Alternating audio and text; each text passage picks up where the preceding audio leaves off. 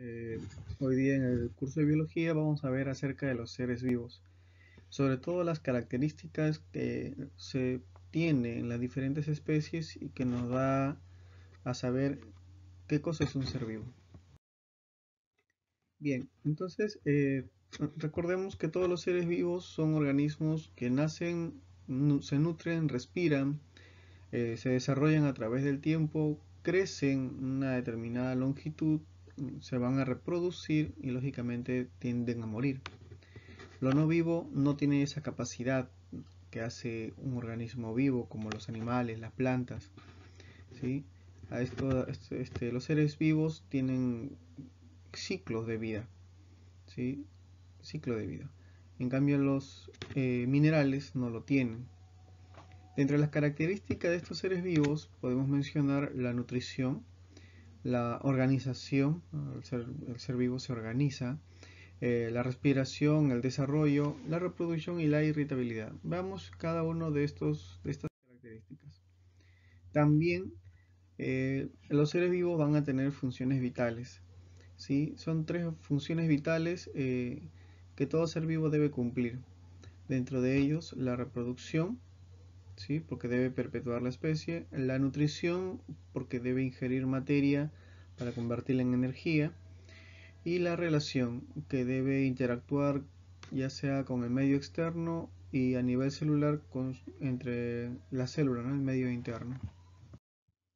Entonces, en la organización vemos que los seres vivos tienen una jerarquía, tienen un nivel de organización, ¿sí? Pero cabe resaltar que los primeros niveles, tanto atómico como molecular, es considerado para los seres inertes, ¿sí? Pero el ser vivo no escapa de ello, porque estamos formados también por átomos dentro de este nivel. También tenemos moléculas, pero lo que nos va a diferenciar es que la unión de estos átomos, de estas moléculas, al agruparse formarán un ser vivo a nivel celular. Entonces, ya a nivel celular decimos que el organismo tiene vida. Asimismo, este nivel celular, al unirse con otras células, pueden formar órganos, pueden formar tejidos, ¿sí? Pueden formar sistemas, pueden formar ya individuos y ser parte de una población, y esto será parte al final de un ecosistema. Por lo tanto, hay un nivel de organización, un nivel de jerarquía. Entonces, en el nivel atómico, este es común de todos los seres vivos porque todos tenemos átomos, ¿sí? Y estos átomos van a ser los elementos. En el caso de los seres vivos, los bioelementos, ¿no? El carbono, el hidrógeno, el oxígeno, el nitrógeno. Del nivel molecular tenemos la asociación de estos átomos formando biomoléculas, como el agua, las sales, pero también biomoléculas como los glúcidos, los lípidos, los ácidos nucleicos que están presentes en la célula, y muchos de ellos forman parte de su nutrición.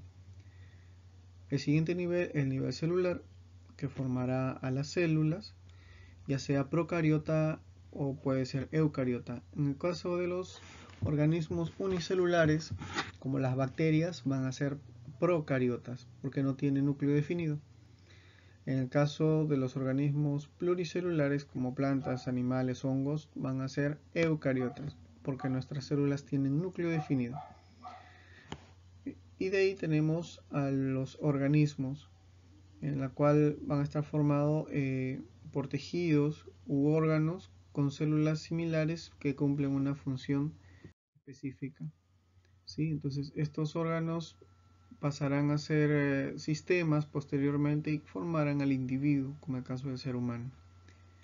La unión de la misma especie y otras especies formarán poblaciones y posteriormente una comunidad, ¿ya? Y van a vivir lógicamente en un ambiente adecuado, en un ambiente propicio, y se va a interrelacionar con el ecosistema, que corresponderá entonces a todos los conjuntos de comunidades, ¿sí? A la biocenosis en conjunto, en este caso que hay en el planeta. Ahí en el esquema podemos ver lo que hemos mencionado a nivel de átomo, de molécula, ¿sí? Conforme van uniéndose, forman otros organismos, células, tejidos, órganos, sistemas, organismo, la población, tenemos a la comunidad, de ahí al ecosistema, y la ecosfera vendría a ser el planeta Tierra con toda la vida que existe en él. La irritabilidad es la capacidad de respuesta que tienen los seres vivos a reaccionar a estímulos o cambios ambientales. Por ejemplo, cuando tú prendes la luz y bueno, tu cuarto estaba apagado, el primer reflejo que tenemos es cerrar los ojos. Entonces nuestras células captan esa luz y genera una reacción, ¿sí? A eso llamamos irritabilidad, a la reacción que se genera. Y eso lo va a hacer a través de órganos sensoriales, a través de estímulos, ¿sí? Por ejemplo, cuando pasamos cerca de una pollería, sentimos el olor de repente del pollito a la brasa. Entonces se nos genera una sensación, ¿no? de agrado hacia esa comida. Y por lo tanto, a muchos de nosotros decimos, ¿no? Se nos hace agua a la boca. Es una respuesta a un estímulo, ¿sí? Entonces, el ser humano y cualquier organismo tiende a responder a estímulos, ¿ya? Y que se dan en este caso en el medio ambiente. Bien. Existen dos tipos de estímulos o señales. Existen estímulos externos que provienen desde el exterior, ¿sí? O el ambiente, como por ejemplo el caso que les di de la luz cuando nos impacta la vista. Puede ser la temperatura. Hace poco hemos estado en temporada de verano, ¿sí? Muchos de nosotros pues con ropa corta, y entonces la variación de temperatura hace que nosotros recibamos ese estímulo y tenemos que estar de repente con una ropa más corta. Pero ahora que se nos acerca el invierno, la temperatura también cambia y por lo tanto también cambia nuestra forma de vestir. También está en función a la composición química del aire, del agua, del suelo. Tenemos estímulos internos, ¿sí? Que en este caso en el organismo se va a dar a través del dolor que puede presentar algún órgano. Por ejemplo, te dio una infección estomacal y lo primero que tú generas es un dolor, ¿sí? O un hincón. Entonces, ese dolor es ya un estímulo para indicarte que tienes algo. La fiebre también es un estímulo interno, ¿sí? Entonces, se sube la temperatura de tu cuerpo por una infección, se calienta el cuerpo, se genera la fiebre. Entonces, hay estímulos externos, ya sabes, del ambiente, e internos que generan nuestros órganos cuando hay una alteración, una falla. En organismos sencillos o unicelulares, dice, todo individuo responde al estímulo. En tanto que en los organismos complejos multicelulares hay células que se encargan de detectar estos estímulos, ¿no? Nuestros órganos sensoriales en este caso. Dicen, el ojo humano es pluricelular, entonces nuestro órgano sensorial sería la vista para la visión, ¿no? En cambio en las células lo va a hacer a través de organelas especiales, que en este caso para captar la luz va a ser el cloroplasto. La adaptación de los seres vivos. Todo organismo entonces tiende a adaptarse al ambiente en el cual se desarrolla, en el cual comienza a vivir. La adaptación es el proceso en el cual el organismo tiene esa capacidad de sobrevivir en determinadas condiciones ambientales, ¿sí? Por eso que el ser humano a través del tiempo y el espacio geográfico en el que ha vivido tiende a desarrollar la vestimenta.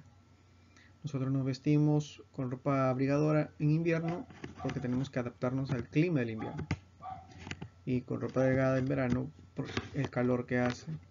Pero hay zonas donde el invierno es casi todo el año, como por ejemplo Groenlandia, por ejemplo Alaska, donde no hay un verano como acá en el Perú, sino que todo el año es frío. Entonces la gente para adaptarse ha tenido que tener ropa adecuada para vivir, ¿sí? Y así, diferentes sitios en el planeta, el organismo se adapta. Y no solamente se adapta al ser humano, se adaptan también los animales para poder vivir. Supuestamente los pingüinos, los pingüinos emperadores, que están en el polo, ellos se han adaptado a vivir en ese ambiente frío, se han adaptado a consumir alimentos del mar o extraerlos del mar. Entonces, durante esta adaptación, esos pingüinos han perdido la habilidad de poder volar, ¿sí? Por la adaptación. Igual, el oso polar en el Ártico, para poder sobrevivir y como camuflaje, ha tenido que adaptarse al ambiente. Si él hubiese sido de un color oscuro, como su especie similar, que es el oso pardo, entonces no hubiese cazado y se hubiese extinguido por falta de alimentos. Pero al cambiar un pelaje a un pelaje albino o blanco, se puede camuflar fácilmente y puede tener presas, ¿no?, de mayor cantidad. Entonces recordemos que las especies se adaptan, ¿sí?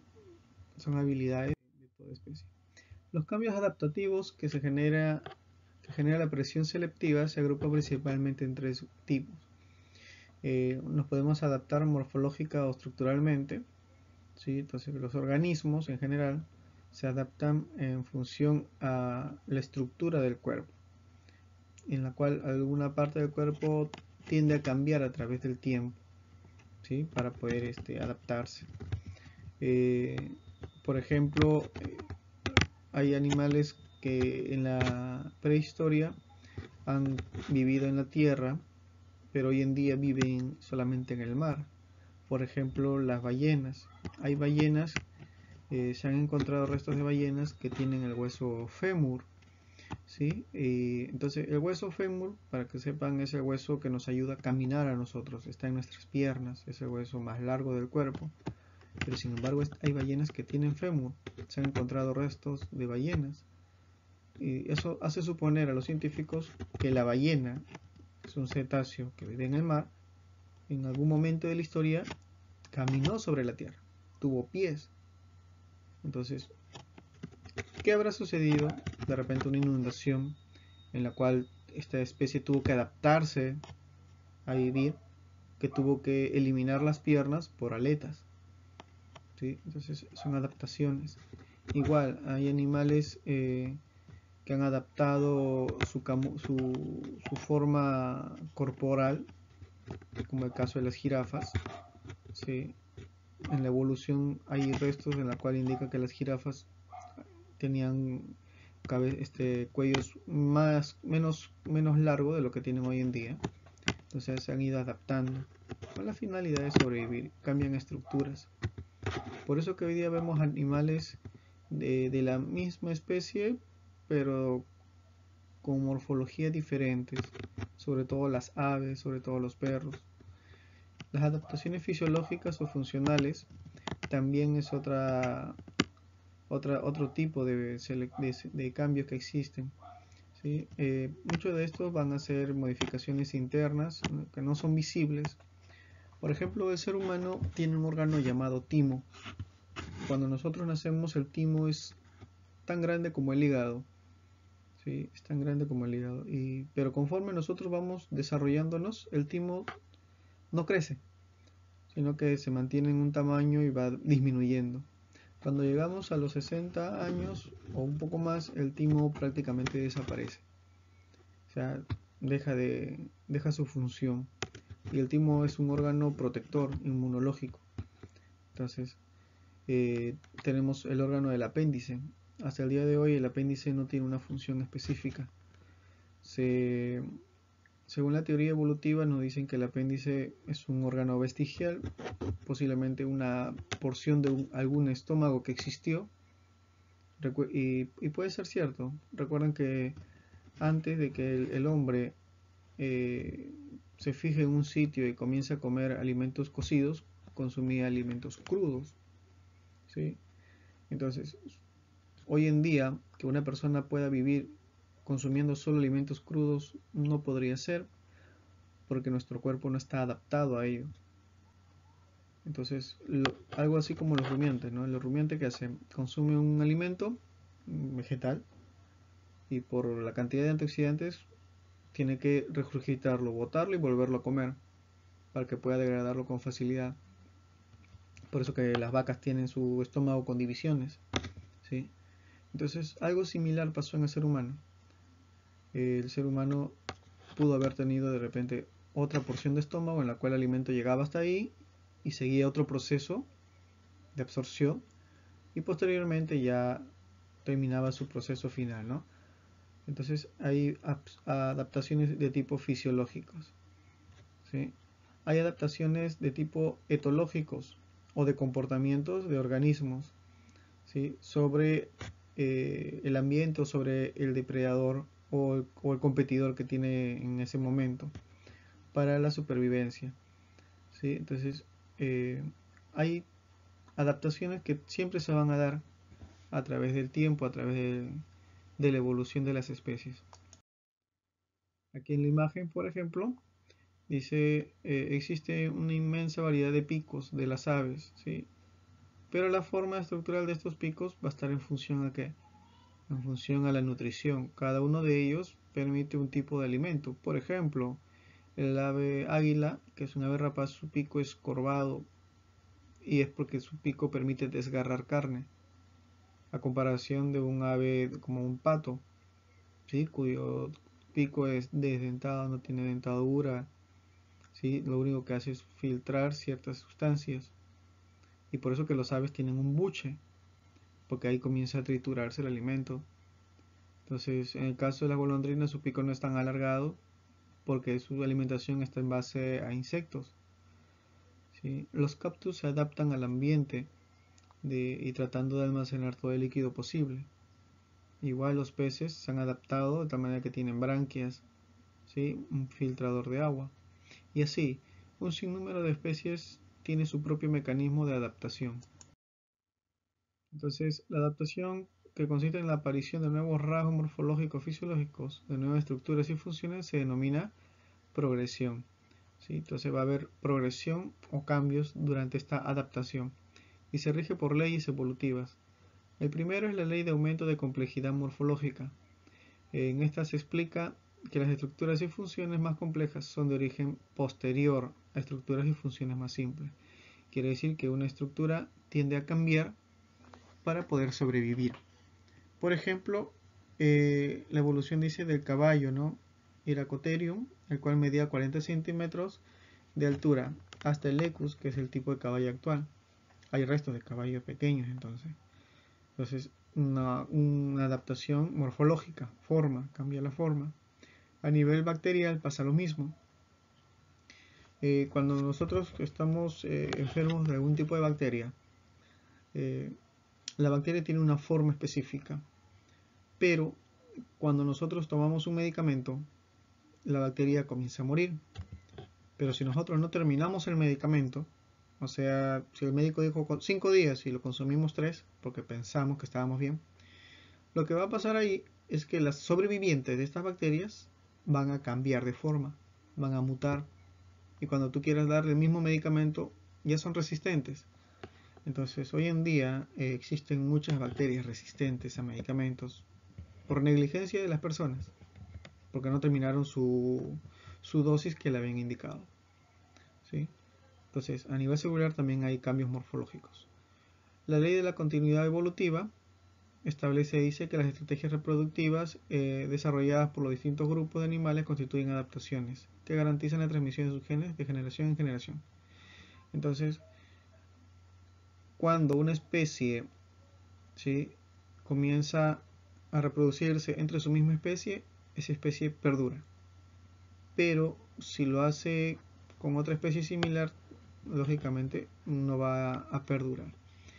Un claro ejemplo tenemos por decir el ser humano, tenemos por decir los perros. Si yo tengo pequineses y durante mi vida crío pequineses y ellos se cruzan entre pequineses, se mantiene la raza de pequinés. Pero si yo lo cruzo con chisú, los hijos van a salir entre pequinés y chisú, ¿sí? Y si lo sigo cruzando entre otros cruces, poco a poco dejan de tener la característica física morfológica del pequinés y del chisú, ¿no? Entonces va a tener variado. Entonces algo así es la continuidad evolutiva. Es lo que te está indicando, ¿no? Que la especie evoluciona en función a la reproducción que se da entre esa especie. También es parte de la adaptación. Acá el ejemplo de caballo, ¿sí? Cómo evolucionó en las eras geológicas y cómo a partir del Pleistoceno hacia adelante. Otra característica de los seres vivos es el metabolismo. Cuando hablamos de metabolismo hablamos de reacciones químicas, ¿sí?, a nivel biológico que se dan en todo tipo de organismo para poder procesar la materia que ingresa al cuerpo. En este caso la materia le decimos a los alimentos. El metabolismo entonces reacciones químicas en la cual se obtiene materia y energía. ¿Sí? Por ejemplo, tú te levantas hoy en la mañana para hacer tus actividades, pero te levantas cansado porque has gastado energía durante tu sueño. Entonces, lo primero que uno debe hacer es recuperar esa energía. ¿Y cómo lo recupero? Consumiendo alimento. El alimento, que es materia, se convierte en energía. Esa energía es un combustible y me permite hacer todas mis otras actividades durante el día. Si yo siento más hambre es porque estoy perdiendo energía, debo consumir materia. Entonces, estos procesos lo genera cualquier organismo, ¿sí? Y se da a escala molecular. O sea, en nivel molecular, el metabolismo lo que genera es los lípidos, las vitaminas, los ácidos nucleicos, por eso que es a nivel molecular. ¿Sí? Entonces existen dos tipos fundamentales de metabolismo, el catabolismo y el anabolismo. Una reacción catabólica es una reacción de degradación, o sea, un producto lo desgloso en algo más pequeño, ¿sí? Y durante ese proceso hay liberación de energía, durante ese proceso hay procesos de oxidaciones. En cambio, en las reacciones anabólicas, lo que ya yo descompuse en sustancias simples, el organismo de forma interna lo vuelve a unir, ¿sí? Vuelve a crear otro tipo de sustancia más compleja de repente, pero que es importante de acuerdo a la necesidad del organismo. Entonces, yo me como un pan. El pan tiene harina, tiene sal, tiene agua, se descompone en mi boca, de acuerdo a las proteínas, se descompone en el estómago, lo absorbe el intestino. Hasta ahí un proceso catabólico, reacción catabólica. Pero ese pan me ha servido para tener, ¿qué cosa? Azúcares, ¿sí? Que es la glucosa. Entonces, mi cuerpo necesita glucosa para generar energía. De repente ese pan tiene mantequilla, necesito lípidos para generar grasa en el cuerpo. Entonces el cuerpo lo que hace es llevar ese nutriente desglosado hacia el órgano específico y lo transforma. A esa transformación le decimos reacciones anabólicas, ¿sí?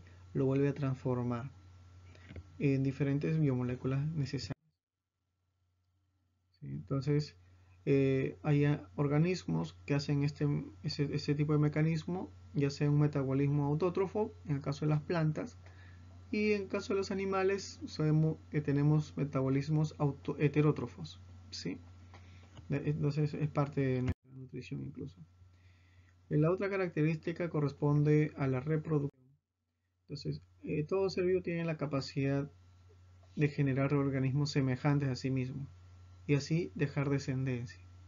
Esa es la finalidad en la biología de la reproducción, dejar descendencia. ¿Con qué? ¿Por qué motivo? Porque si no dejamos descendencia, nos extinguimos. Entonces es una función biológica de individuos, de crear nuevos organismos, no te olvides. Y hay organismos que lo pueden hacer de forma sexual, como el caso del ser humano. Por eso que en el ser humano hay dos sexos, ¿sí? O es varón o es mujer. La biología no se equivoca en eso. En el caso de organismos de menor grado, hay células, hay algún tipo de organismo como plantas que puede ser asexual. ¿Qué quiere decir? Que dentro de sí mismo tiene los dos genes para poder reproducirse. Entonces, eso se da en algunos invertebrados, se da en plantas, se da en algunos hongos. Pero en el caso de los animales mayores y el ser humano, nuestra reproducción es netamente sexual. Entonces, ¿qué características tiene esta reproducción asexual y sexual? En el asexual, por ejemplo, según el esquema, participa un solo progenitor, ¿sí? Y se da, dice, comúnmente, ¿ya? En seres unicelulares. Las células, para generar otra célula, se divide, porque tiene órganos especiales. Se divide y genera otra célula a través de un proceso llamado mitosis. Casi nunca hay intercambio de material genético, ¿sí? No consume mucha energía para generar este otro organismo. En caso de la reproducción sexual, participan dos progenitores, ¿sí? Un macho y una hembra. Es compleja y consume gran cantidad de tiempo y energía para elaborar a este nuevo organismo. Por eso que el ser humano tiene un desarrollo de aproximadamente 9 meses. Los descendientes, dice, no son idénticos a los progenitores ni entre sí. Claro, nosotros tenemos características similares a los padres, pero no somos idénticos, cosa que sí pasa en las células unicelulares como bacterias. Y hay cambios en los genes, ¿no? Dice diferentes combinaciones de genes que se dan en esta descendencia, ¿no? Nosotros somos combinación de los genes de mamá y combinación de los genes de papá. Y ellos son combinación de los genes de los abuelos. ¿Sí? Entonces, en una reproducción asexual, este proceso nosotros le llamamos mitosis, ¿sí? En la sexual. Y ahí podemos ver un proceso de mitosis en todas sus fases. Desde la interfase, que es la fase de reposo, y empieza, ¿no? La profase, cómo se separan los cromosomas, la metafase, como los centriolos y sus cromosomas están alineados, en la anafase, cómo se van a separar, en la telofase, cómo se están dividiendo, ¿no? Y la citoquinesis, cuando ya están separados y se generó ese par de individuos. En cambio, en la reproducción sexual tenemos que tener un óvulo. Esta es una foto microscópica en radiografía de barrido. ¿Ya? Una célula, que es el óvulo. Y acá tenemos cientos de células que ya se llaman espermatozoides, que en este caso lo aporta el papá y el óvulo lo aporta la mamá. Y estos dos, una vez que uno de ellos ingrese, entonces se genera un nuevo individuo, un nuevo ser. El otro proceso es el proceso de homeostasis. Cuando hablamos de homeostasis, hablamos de regulación, hablamos de equilibrio. Todos los seres vivos tienen la capacidad de regular su medio interno, ¿sí? Y mantener un equilibrio dinámico en ese medio interno. Por eso que nosotros, cuando nos deshidratamos, ¿sí? Cuando sudamos, cuando miccionamos mucho, nos vamos a deshidratar. Por lo tanto, ¿qué debemos hacer? Incorporar líquidos. Estamos regulando el líquido que se perdió.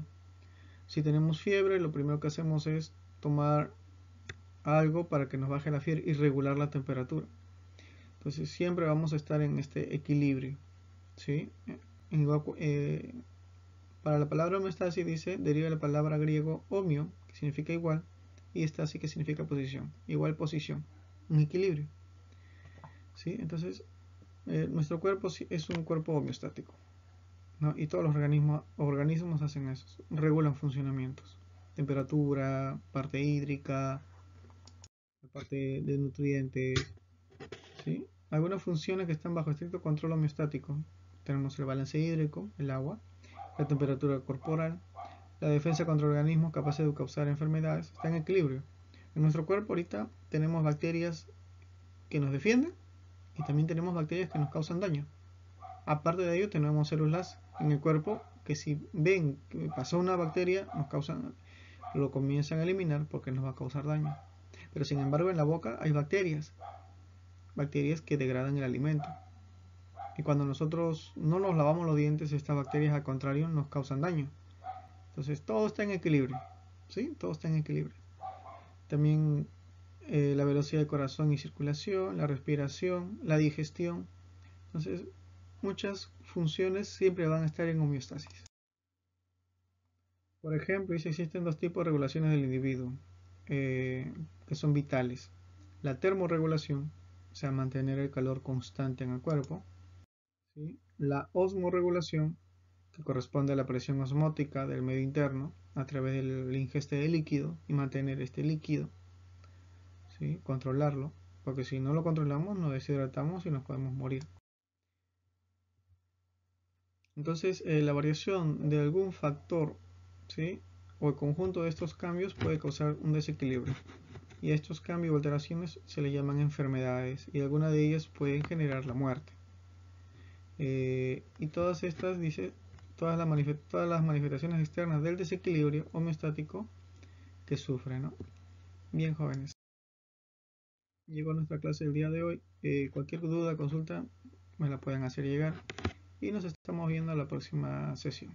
Cuídense.